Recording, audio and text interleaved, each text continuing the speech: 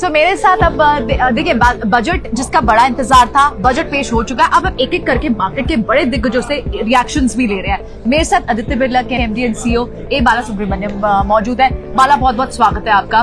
कैसे देख रहे हैं, अगर आपको रेटिंग देनी हो इस बजट को on the scale of 1 to 5, क्या रेटिंग होगी आपकी? इसमें तो 5 के नीचे देना ही सकता है, क्योंकि जो बजट हिसाब से जो पसंद किया है आज के दिन पे, कवरिंग जो अपना पूरा देश के लिए अपन क्या क्या करना चाहिए, एग्रीकल्चर से लेके या आर्टिफिशियल इंटेलिजेंस से लेके, डिजिटल से लेके और आम आदमी लेके, इंक्लूडिंग हाई टैक्स पेयर के लेके सब कुछ एड्रेस किया है। राइट। ये ऐसा बजट कभी इतना साल से मैं देखा नहीं है। मैं 5 रेटिंग दे दूं आपकी तरफ से? 5 रेटिंग दे दीजिएगा। 5 का अगर ऊपर गया तो 5 के ऊपर भी दे दीजिएगा। अच्छा, क्योंकि मैंने ऑप्शन ही 1 to 5 की दी थी। चलिए, मतलब ऑन द स्केल ऑफ 10 अगर हम इसे रेट करना तो 10 on 10 बजट है ये? 10 on 10 बजट है। इस टाइम जो कॉर्पोरेट, क्योंकि corporate tax, income tax slab यानी salaried people, LTCG, share market और साथ ही जिस तरह की एग्जम्पशंस की बात हो रही है, उन सबको रेट अगर कर ले हम तो 10 on 10 बजट आपकी तरफ से है या नहीं? आपके एलटीसीजी सब मार्केट के हिसाब से देखते हैं। मार्केट के हिसाब से मेरे हिसाब से कुछ भी देखना आना चाहिए बजट में।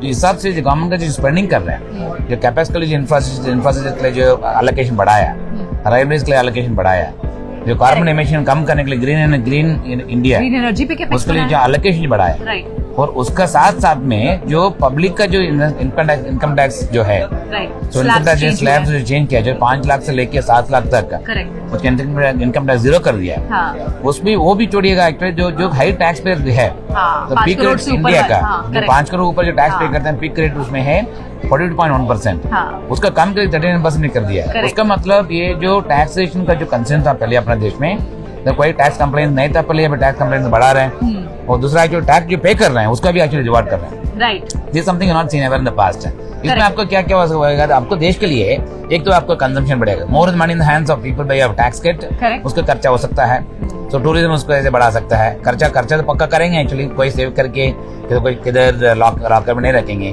और दूसरा भी कि एक्चुअली अगर गोल्ड आपका फिजिकल है, अगर उसमें डिजिटल कर दिया है, उसके लिए टैक्सेशन कम करे, उसके लिए इंसेंटिव दे दिया है। दैट मींस गोल्ड आप फिजिकल फॉर्म में रखते हैं, अगर उसमें कैपिटल लेने आते हैं, उसमें आपको कैपिटल टैक्स एग्जम्पशन नहीं मिलता है। तो ऐसा जो चीज आपको देख के एक बार किया है चलिए बजट में, जो माइनॉरिटी के हिसाब से जो किया है और ब्रॉडर भारत का देश के लिए जो ग्रोथ बढ़ाने के लिए किया है, ये सब मिलके देखेंगे तो मेरे हिसाब से बजट ग्रोथ बजट बिल्कुल 5 स्टार रेटिंग दे रहे हैं। तो बाला देखिए, 3 बड़े 3 C's जिनकी हम बात करते हैं। पहला था फिस्कल डेफिसिट, क्या कंसोलिडेशन देखने को मिलेगी? तो यस, वो देखने को मिला है। कैपेक्स के अनाउंसमेंट बाजार को चाहिए, और तीसरा चाहिए था कैपिटल गेन टैक्स लगेगा या उसमें कोई चेंजेस लगे। तो तीनों चीज पे बाजार यानी हम खड़े ये हिसाब से जो मेरे हिसाब से एफएम ने सोच के किया, मेरे हिसाब से जो long term capital gain tax अगर किया भी होता था, गवर्नमेंट के लिए ज्यादा फायदा नहीं होता था, क्योंकि उनके जो कोई भी आप डिसीजन ले रहे हैं उसका ज्यादा इम्पैक्ट आना चाहिए। वो अगर लॉन्ग टर्म कैपिटल थोड़ा भी बढ़ा दिया है और थोड़ा भी स्ट्रीमलाइन कर दिया है, उसमें गवर्नमेंट के लिए ज्यादा कुछ इनकम नहीं आने वाला, बट उससे और खर्चा करने के लिए अगर डाल दिया, उसको जो इकोसिस्टम इम्पैक्ट जो है, एम्प्लॉयमेंट से लेके और मैन्युफैक्चरिंग से लेके सब में जो इम्पैक्ट जो आएगा, आई थिंक वो मेरे हिसाब से बड़ा काम उसमें आ सकता है। आपकी बात ठीक है, क्योंकि एक्चुअली टैक्स रेवेन्यू इतने स्ट्रॉन्ग है सरकार के पास कि उन्हें अलग से टैक्स नहीं चाहिए, नो नीड ऑफ टैक्स। लेकिन बात शेयर मार्केट इस बात पे बहुत रिएक्ट कर जाता है। शेयर मार्केट के लिए फिस्कल डेफिसिट का भी जो ये हिसाब से जो उम्मीद के हिसाब से जो टारगेट दिया है एक्चुअली, ये साल का 5.9%, 6.4 to 5.9%, उसका ग्लाइड पाथ भी दे दिया अभी ये साल 4.5% एक 3 साल में हो जाएंगे। अगर आपको ग्लाइड पाथ दे दिया 4.5%, आपके गवर्नमेंट को इतना कॉन्फिडेंस है, वो कैसे आ सकते हैं? आपको टैक्स बायंस बढ़ना चाहिए, कंप्लेंट्स बढ़ना चाहिए, टैक्स बायंस बढ़ना चाहिए, और देश का एक्चुअली जो ग्रोथ जो पहले जो डल था वो ग्रोथ भी आना चाहिए। वो बेसिस पे जो कॉन्फिडेंस जो आया है मेरे हिसाब से समथिंग, तो बाजार को ये चाहिए था कि फिस्कल डेफिसिट पे कंसोलिडेशन आना चाहिए, सब्सिडी पे सरकार कम खर्चा करे और कैपेक्स पे ज्यादा पैसा लगाए। तो उस बात पे तो बिल्कुल मायने से बाजार पर 10 on 10 मिले हैं। साथ ही एक और चीज, एलटीसीजी, पर्सनल फाइनेंस, ये सारी बातें हो गई। जिस तरह की नेट बोरिंग की बात की जा रही थी, वो भी जिस ब्रैकेट में बात की जा रही थी ग्रॉस नेट बोरिंग, वो भी उतनी ही रही है सरकार ने। तो यानी ये भी बाजार को कहीं ना कहीं कॉर्पोरेट्स को, इंडस्ट्रीज को, इकोनॉमी को एक्साइट करेगा।